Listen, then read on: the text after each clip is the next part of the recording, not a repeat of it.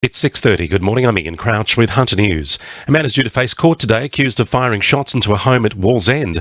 Police were called to Yule Street in the early hours of March 9 this year after shots were fired into a home. Thankfully, no one was injured. Sonia Roberts from Police Headquarters says detectives arrested the alleged culprit in Sydney yesterday. A 29-year-old man was arrested at Silverwater yesterday. He's been charged with possessing an unregistered pistol and was bail refused to appear at Newcastle local court today.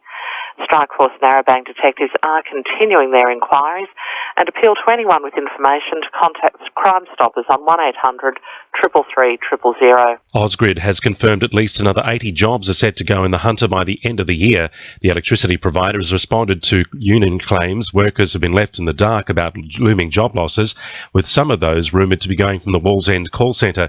However, Ausgrid Chief Executive Vince Graham says no decision has been made to outsource the call centre at this stage, although he's stopped short of ruling the idea out completely. Concerns have been raised over the staffing of Kurri Kurri Police Station. Cessnock MP Clayton Barr has questioned the Police Minister to determine whether police officers are actually manning the station or only clocking in and out.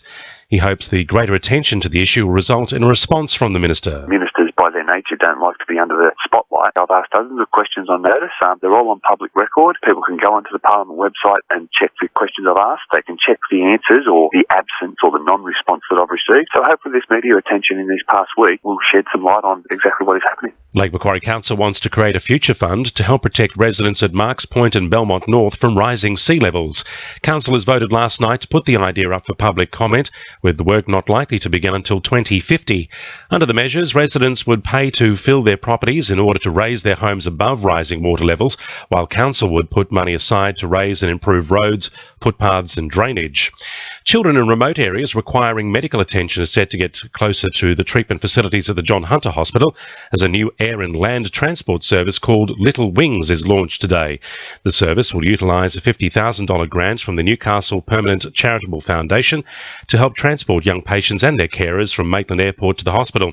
The Foundation's Executive Officer Jason Burke says the donation will go a long way. The Newcastle Permanent Charitable Foundation has provided a grant of $50,000 to allow Little Wings to purchase a new van that will provide the ground transport from Maitland Airport to the John Hunter Hospital for any families that they fly into Newcastle for treatment. And around 8,000 East Maitland residents were left without power last night. The main line to the local substation went down just after 7 and was out of action for a couple of hours while Ausgrid crews repaired the problem. Sport, thanks to our sponsor Warners Bay Sports Club. The Knights New South Wales Cup side are easing back into training after their 2010 triumph over Wyong on Sunday.